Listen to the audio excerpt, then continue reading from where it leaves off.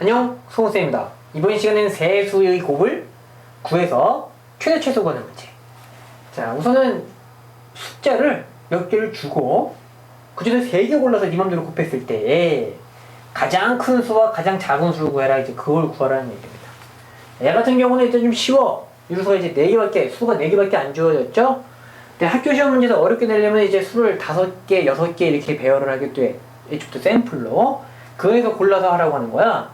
그러면 얘 같은 경우는 좀 쉽거든. 이게 1번, 2번, 3번, 4번이라고 한다면 3개를 곱하는 경우는 말이야 1 곱하기 2 곱하기 3을 하거나 1 곱하기 2 곱하기 4를 하거나 1 곱하기 3 곱하기 4를 하거나 또 뭐가 있어? 2 곱하기 3 곱하기 4? 이 정도 되겠지? 그러니까 이 4번만 계산을 해보면 돼. 4개 계산을 하고 제일 큰 거, 그다음에 제일 작은 거 골라내면 되겠지? 하지만 만약에 학교 시험 문제에서 여기서 이제 5번째 숫자를 추가로 줬다. 여기다 뭔가를 5번째 숫자를 하나 더 추가를 했다. 그러면 엄청 복잡해지죠. 1번 곱하기 2번 곱하기 3번에 1번 곱하기 2번 곱하기 4번에 1번 곱하기 2번 곱하기 5번에 1번 곱하기 3번 곱하기 4번에 1번 곱하기 3번 곱하기 5번에 1번 곱하기 4번 곱하기 5번에 자, 1번 끝났습니다. 자, 그럼 이제 2번부터 시작하는 거. 겁나게 많지? 이 한 문제 풀면 시험 다 끝나겠다, 야. 그쵸? 자, 그래서 이거는 일일이 다 하는 문제가 아니야. 일일이 다 하는 문제가 아니야. 이제 문제집 같은 데에서 숫자 4개짜리 보고 일일이 다 해가지고 제일 큰 거 제일 작은 거 골라야 했던 친구는 학교 시험 문제에서 샘플을 5개나 6개 줘버리면 그냥 틀려버리는 거야. 할 수가 없어. 그치? 그러니까 마찬가지로 우리는 이걸 푸는 데 있어서 일일이 3개씩 다 곱해가지고 무식하게 말이야. 그치? 그 안에서 이제 최대치를 찾는 게 아니라 기본적으로 원리를 일단 파악을 하고 가급적 단계를 많이 줄여서 간결하게 푸는 방법을 공부를 해야 되겠다 이거지. 그래서 선생님이 시험 대비차 시험 문제 자주 나오는 요거를 이제 한 강으로 이제 구성을 했습니다. 그치? 문제는 달랑 한 개인데 강의는 한 강이잖아. 그치? 자, 한번 볼게요. 자, 최대값과 최소값 뭐 이렇게 수가 나올 거야. 그치? 이렇게 여기가 나오겠지? 여기서 제일 큰 거 골라라 그러면 제일 큰 거 골라라 그러면 당연히 우리는 일단 양수를 찾겠지.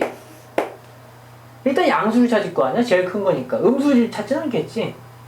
일단 양수 중에서 크면 클수록 오른쪽으로 더 가잖아. 수직선상에서. 그치?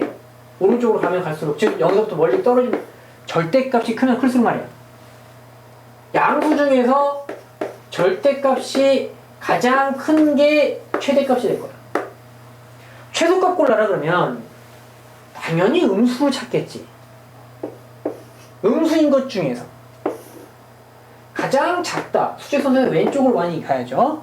절대값이 커야 작아지는 거지. 그러니까 가장 작다는 얘기는 마찬가지로 부는 음수이되 절대값은 제일 큰 놈이 돼야 돼. 공통점이 나왔네. 그치? 공통점이 나왔어. 우리는 3개를 곱해서 말이야 최대 최소값을 구하라고 하면 우리는 그냥 절대값 제일 큰 거 고르면 돼. 단 양수일 때 한 번, 음수일 때 한 번. 그러면 이게 최대, 이게 최소가 되는 겁니다. 됐죠? 자, 그러면 이 문제를 똘똘하게 풀기 위해서 지금 관건이 뭐라고? 절대값이 가장 큰 놈을 찾는 거라고. 부호만 양수에서 한번 음수. 절대값이 가장 큰 놈을 찾는 게 관건이라고 했으니까 우리 똘똘하게 풀기 위해서 얘를 한번 손을 보고 갑니다. 어떻게? 절대값이 큰 순서대로. 왜? 절대값이 큰 거 골라내야 되니까. 자, 그럼 절대값이 가장 큰 게 누가? 부호는 신경 쓰지 마. 부호는 신경 쓰지 말고 절대값이 가장 크네. 얘가 제일 크네요. 3점 몇이니까 절대값 제일 큰 놈이 3 마이너스 3분의 10이고 그 다음으로 절대값 큰 놈이 마이너스 3이고 그 다음으로 큰 놈이 9분의 7이 더 크죠? 그 다음에 이제 5분의 3이 가장 작은 놈이 되겠다. 됐지? 자, 그러면 우리가 절대값이 가장 큰 놈을 구해야 되니까 생각을 해봐. 큰 거랑 큰 거랑 큰 거를 곱해야 크지? 그쵸? 큰 거랑 쪼매난 거랑 더 쪼매난 거랑 곱하면 누가 더 크겠다 당연히. 당연히 이게 더 크지. 그죠? 절대값이 큰 것끼리 곱하면 되는데 한 번은 양수가 나오게끔 한 번은 음수가 나오게끔. 그치?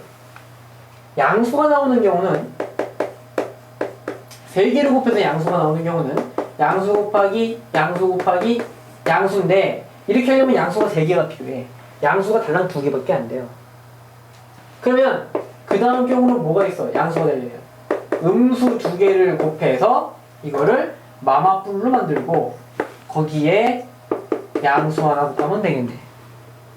우리 절대값이 가장 커야 돼. 그치? 절대값이 가장 커야 돼. 절대값이 가장 큰 거 2개를 곱하면